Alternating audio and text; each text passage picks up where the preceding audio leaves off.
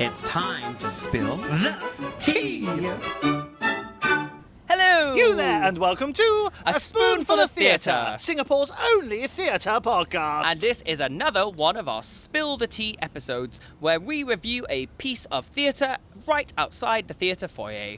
I'm TJ, theatre practitioner and director. And I'm Sam, a teacher of language, literature, and self-proclaimed show business lovey. And yes, TJ, where are we? We are right outside the Marina Bay Sands looking at the gorgeous skyline of Singapore. Oh, it because is. we have just watched the UK production of Dear Evan Hansen. Yes, only a year after it was produced Yes. in Singapore by Pandemonium. Yes, so we've had a lot of Dear Evan Hansen in the last year, but it's a reimagined production, just like the Pandemonium one was, and it's obviously been produced by Base Entertainment here at Marina Bay Sands. So, Sam, what's your first thoughts? Do you know what, TJ? I came to the theatre this afternoon, because we were here to see a Sunday afternoon matinee, with a bit of trepidation. Mm-hmm. Now, the reason being is that I remember watching Dear Evan Hansen last year. It was my first time seeing it, and what I maintained then and I maintain now is that I like it, I don't love it, but I still recognise the show's importance in the theatre space, in what it talks about, the teenage mental health and teenage honesty and authenticity and fitting in and that kind of thing. So I still feel the same. Now, again, as you say, this is the UK touring production, so my expectations were a little bit higher, but I was also in the mind space of, I'm going to see a show that I ordinarily wouldn't have chosen to pay to see twice. So that's where I'm at. Where I was at. Where about you? What were your first thoughts? Now, I approached Dear Evan Hansen very differently. I adore this show. I think Pasek and Paul's score and music is absolutely stunning, and I've seen it 3 times now. And I've worked on it once. So obviously, full disclosure, I was the vocal coach for Dear Evan Hansen last year here in Singapore with Pandemonium. And what that gives me is I really understand the journeys of these characters. I've delved quite deeply into this this piece. So there are certain things that I'm looking out for and that I should expect to see. And I must say, when I watched the original London production, not long after it first came out, I fell in love with it as well. And so what I've seen now is 3 different versions, and very different versions actually. The set is different, the way that it's been approached is different. And I would say there's elements of this that surprised me in good ways. There's also quite a few things that I don't think met my expectations like the previous 2 productions did. Right. So let's start off with script and score, because musically the songs in this show are very famous. I mean, from open mic, we never have an open mic without Dear Evan Hansen. So what did you think of the script and score in this one? Honestly, I think it's such a well-crafted production. The music is just delightful. The way that the songs build, it's an acting through song heaven for an actor, because all the songs are written with such emotion and such depth, but also with such amazing opportunities to showcase your vocals. And Evan as the role is actually written. It's so difficult. He's got some of the hardest songs in musical theatre, and they just keep coming. Like every 15-20 minutes, that poor actor has to belt his head off. So it's a very challenging show from that reason. And one thing that will come up later is also those songs only work when the script in between really shines too. Yes, right. So the libretto is so important in this show, because we have to buy into those characters so that when they go on that emotional journey in those songs, we're feeling for them and we've connected to them and we've connected to the story. So I love it. It's a great show. I think some of the performance, which we'll get into in a minute, for me, unfortunately didn't make the script and the score pop. Yes, I think I agree with you there. There were quite a few lovely, tender moments, and some funny moments, some real laugh out loud moments as well. You mentioned about Evan. He's practically on there the entire show with minus 1 or 2 small scenes. So kudos to any actor that plays Evan, especially the gentleman that we've seen today, that you're able to really put in all that energy and keep that momentum going throughout the entire show, because it really is all about Evan and the relationships that he builds up and breaks down, whether real or not. It's a really interesting story in that regard, but so important in terms of what we talk about now in terms of teenage mental health and being the outsider, not fitting in, and what a person will go to, what a teenager will go to just to have that little moment where they do fit in. It's a really interesting story in that regard, I find. No, it is a very important story to keep telling. So I do get why Bass also said that it's an important story to tell again. Right. Let's jump into performance and direction. So Sam, what did you think of the performances? Some highs and some lows is how I'm going to summarize that there.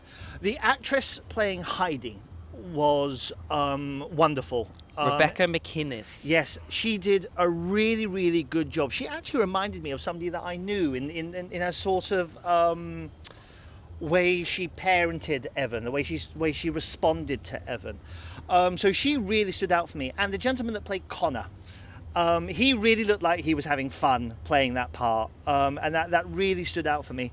There were some lows for me as well. There was one scene that I will never, it's etched into my mind because it was the most powerful moment of the musical when I watched it last year.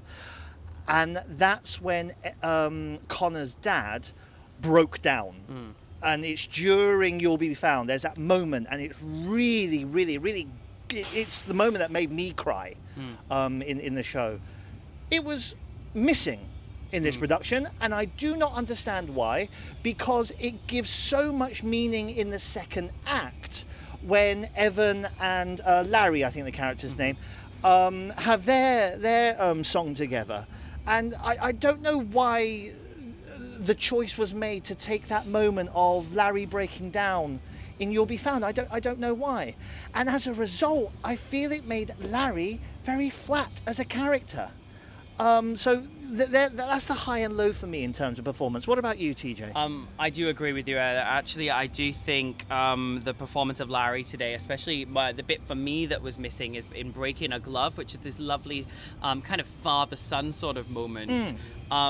Unfortunately, the actors' vocals today were just not on point. It was a bit off. It was a bit stale, a bit kind of old school voice in a very modern musical theatre way, musical. So then that just jarred in the whole kind of soundscape of the show. And I really love that song as well. And it's a really tender moment where, Evan doesn't have his father and he suddenly finds that connection. So that was a moment that was really lost for me. Moments that shone for me, actually, I absolutely loved Requiem at the beginning because the Zoe, who played Zoe, her actress's name is the same, I thought that's where her vocals shone, and that was a really nice moment for her that I really enjoyed that. Unfortunately, when the parents joined, I thought Requiem kind of fell apart a bit there, but I really enjoyed her performance, and they kind of changed it up a little bit because it ended up focusing on Zoe. Even though it is a trio, it became a solo with two backing singers. Yes. I do agree with you there. Requiem, and we're going to go into the vocals in a moment where we're in completely your wheelhouse. But Requiem is one that just felt disjointed when it was about the emotion of all three characters, the sibling and the parent, dealing with the suicide of their son.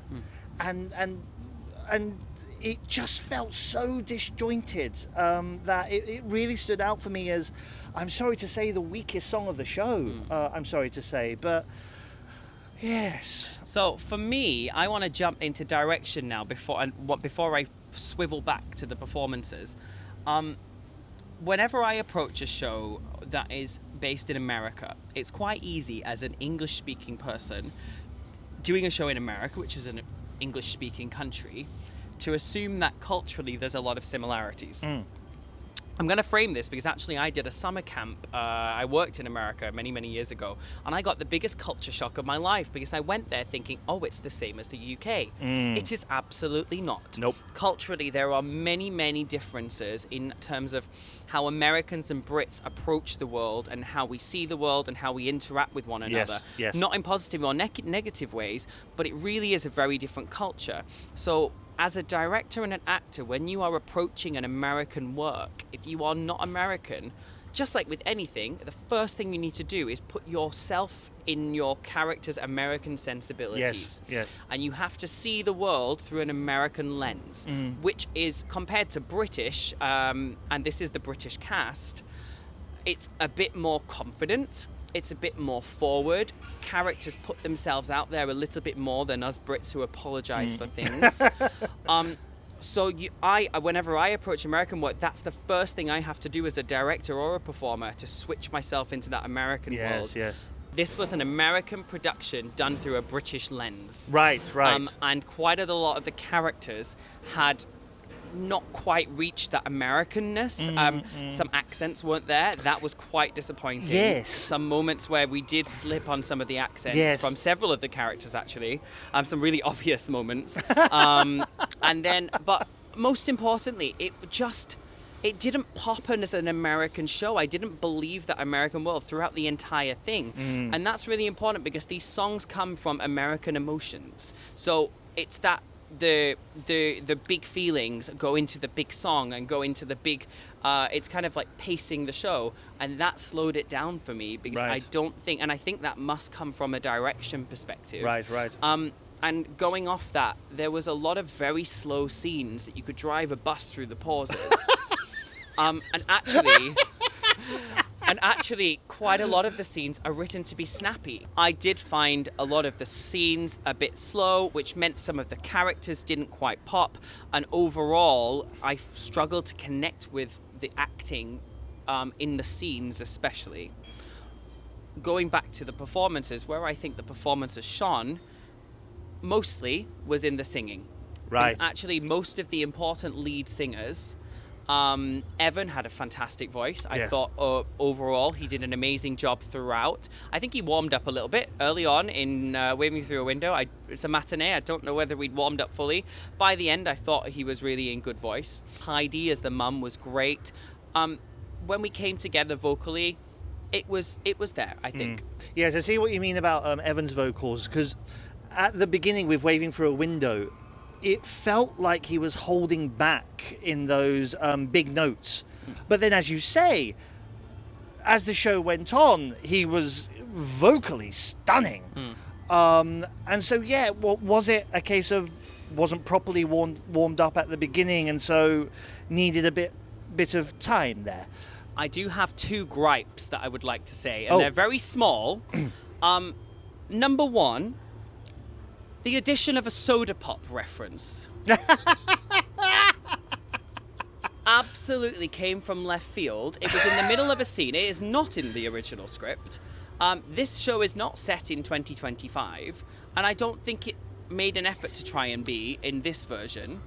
And to add in a cultural reference just for a laugh, to me is cheap, and it really annoyed me. Narratively speaking, it didn't work because Jared, the same person that made the soda pop reference, later in the show refers to 1997. So that technically means Jared and Evan are in their 30s, still in high school, dealing with teenage problems. So I see what you mean. Well, there we go. What was your second gripe? And my second one is that this production is famous for adding in an ensemble that was never originally there.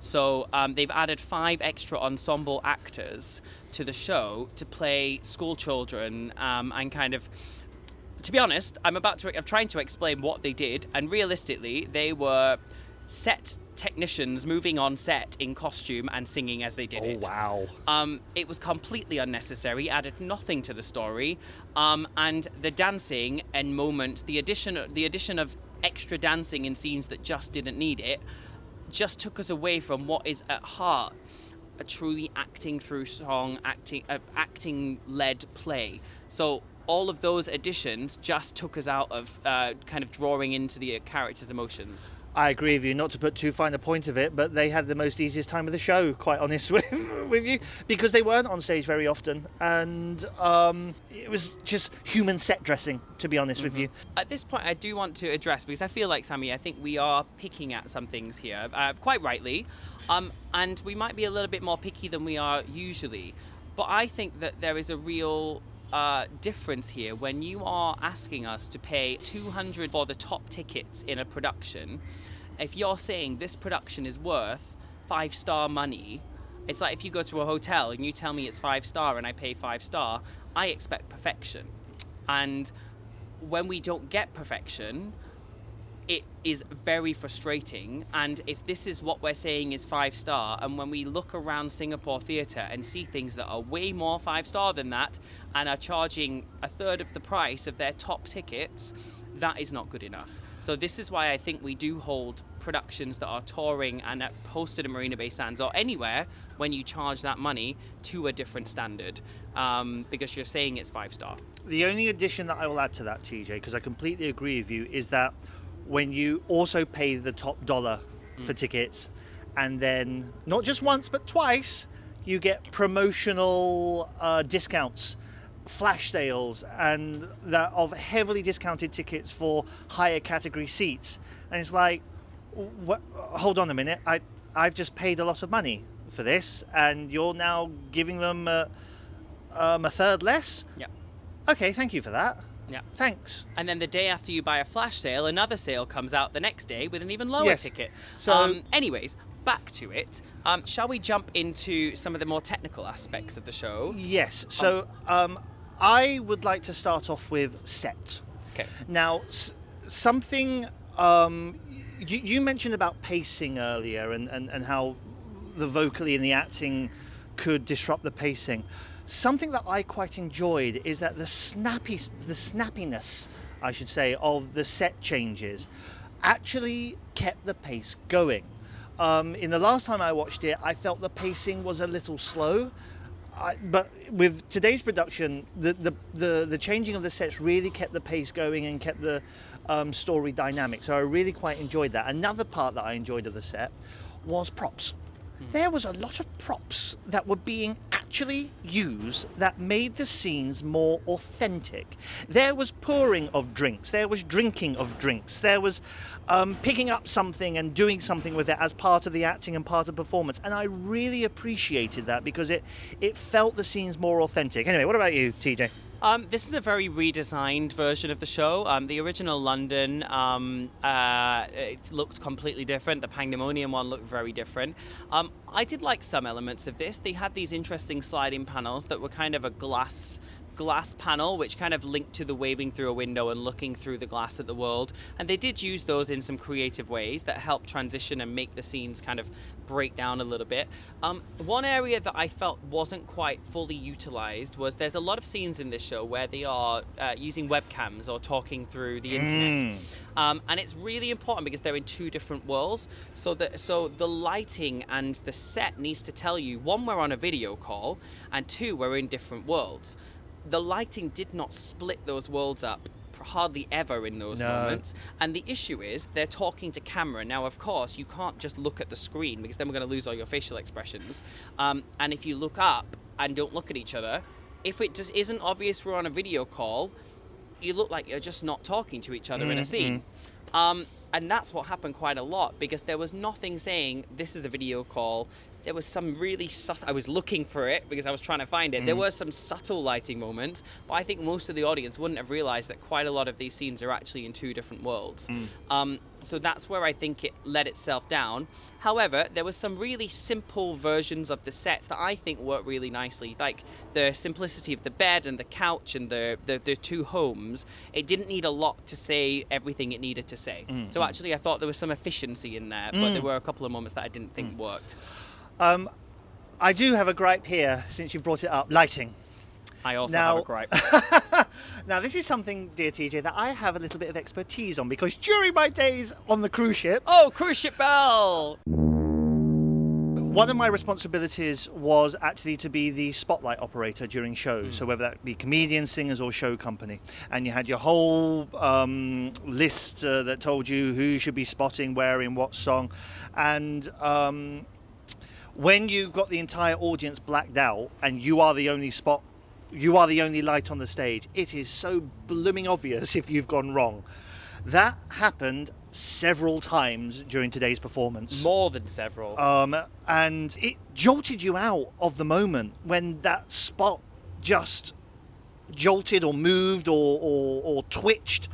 Or wasn't where it was supposed to be with characters in talking or singing, and it really got on my goat. It really did. I think somebody needs to check in on the spot operator Yes. to see if he or she is okay, because they're having a day. Because there was one whole moment in the middle of a very emotional scene that the spot did a whole circle around the theatre and lit up the audience and then came back onto the stage. Yes. So I have no idea what was happening there. So yeah, I think that just to me shows a bit of sloppiness there. And kind of, again, why are we paying 5-star when, you know, the service isn't quite there? And that is just like, these tiny little things shouldn't be happening, especially not when a show's been open a while. If it's the first couple of days, you forgive these things, not when this show's already been open quite a few nights. Yes, because we're watching this as it's going into its final week. Yes, so it's been open a while. Now, I think the last thing that we should talk about on the technical aspects, TJ, is the sound of this show. May I rant? Go ahead. This was the worst sound design and mixing of a musical I have ever heard, ever. I completely agree. It was atrocious how bad it was mixed. So this show, musicals are hard to mix. Can we start with this? They are Sure. they are so hard because you have got an entire pit of several instruments. In this show, you also have clicks. So the virtual choir is kind of boosted. So there's extra singers that's usually pre-recorded for this show. The band are listening to a click, and then some extra singers come in, so they have to come at the same time. So that's another track. And then, of course, your live singers. And balancing who is the lead, who is the ensemble, which harmony do I need to hear more of, which do I need to hear less of. There's many things that can affect a musical sound. So it is not an easy job being a sound operator in a musical. So let's just start with that. But this was just so badly leveled. In the middle of a song, as the song is building, the ensemble would drop down, but just as we wanted to feel the ensemble building, the lead would go up, but then the lead wouldn't be high enough. The band would be louder than everybody, and then it would completely flip on the next verse, and suddenly you get really loud singers and really quiet band, and it was just inconsistent the entire time. It was just not acceptable. I completely agree with you, TJ. There were 3 moments in particular. One, Requiem, which we've already talked about. The other one was Sincerely Me, which is my favourite song of the show. Yep. And when that started, the sound just exploded out. And it's surprising the speakers didn't blow when it happened, because it just hit you. But the other one, which was the biggest disappointment of the show for me today, was You Will Be Found. Now that... Sorry, You Will Be Found, because we kept missing the D. Today's was You Will Be Found, ladies and gentlemen. Well, that kind of sums up what I'm about to say, because it's such a powerful moment. It's the end of the first act, and we know in musical theatre the ending number of the first act is usually the biggest number of the whole show, invariably. And it's such a powerful moment in the story, but the mixing, the sound, was so overpowering, it was so loud, that it lost its emotional power. I kind of put my head in my hands at the end of the first act, because I was so disappointed with what I just experienced, that it was just so blooming loud that it really took that emotional power out of it. But that was the band, and it was the virtual choir that was loud, and you couldn't then hear the leads, and you couldn't hear the things that you really needed to hear. Yes, because in the second act, when you have the reprise, it was beautiful. Yeah. It was just the cast on the stage, a cappella if you will, and it was beautiful. Yep. But I wanted that at the end of the first act. So yes, the sound mixing A disaster. I'm sorry to say, a disaster. Now then, ladies and gentlemen, as you know by now, when TJ and I go and see a piece of theatre in Singapore, we always give it a spoonful rating out of 5, but TJ and I never reveal what spoonful rating we are going to give until the moment has come, and that moment is now. Oh, let's see where we're going to go after the count of 3, TJ. 1, 2, 3, 2. Oh, it's the same. Oh, Okay, wow. 2. Okay. We're having So a bit of bad luck. 4 out of 10. Yes. Okay. I will start with me. Why have I given it a 2? As I said, my expectations were high for a show that I would not have chosen to see a second time. And there were just too many of the technical elements and the story elements that were just not there. I sadly, after paying the amount of money I have done this afternoon, I come away with a bitter taste in my mouth. What about you, TJ? I justify this that when you charge premium pricing, I have premium expectations. So my spoonful comes through that lens. And that too was because this was not the West End level that I expected when you're charging frankly more than West End prices quite often. There was some technical elements that were sloppy. It wasn't the snappiest production, but there were lovely moments. It was not all negative. I actually really loved some moments on that stage today. And I would say that I think one thing we've not quite explained is that our ratings are more of a feeling when we come out of the theatre. Yes. Not necessarily always a reflection of the quality of the actors or the performance. It's as an audience member, I came out thinking that was 2 spoonfuls. Sometimes you walk out and you are, wow, that is a 5, or oh my God, what did I just watch is a 1. So that is where our spoonful rating comes from. Yes, just to add on to that as well. A lot of the audience did enjoy today. There were cheers, there were gasps, there were the sort of reactions a production wants in moments of the story. So although this is our rating of the show, it's not a reflection of all the audiences that have seen this show during its run. And absolutely, what I said at the beginning still stands. I absolutely adore this show and I adore the material, and that is just a testament that the work itself is strong enough to stand up to even a sloppy production, that you can still enjoy it. So I think the work itself is still utterly amazing, and if you come to watch this show, you will still enjoy the work, and it's always lovely to see it. But I just think that Singapore deserves better quality productions coming through on tours. We seem to be having a bit of bad luck at the Sands Theatre this year, haven't we? We've had Sunset Boulevard, Lord of the Rings, and now Dear Evan Hansen. But we can hope that 2026 might fare better, can't we? Let's hope. Right, my tea's gone cold, love. Shall we leave it there? Let's. So that's cheerio from us. We'll be back soon. And a hurrah from me. And to the cast and crew of Dear Evan Hansen, And to anybody performing in theatre in Singapore, break a leg.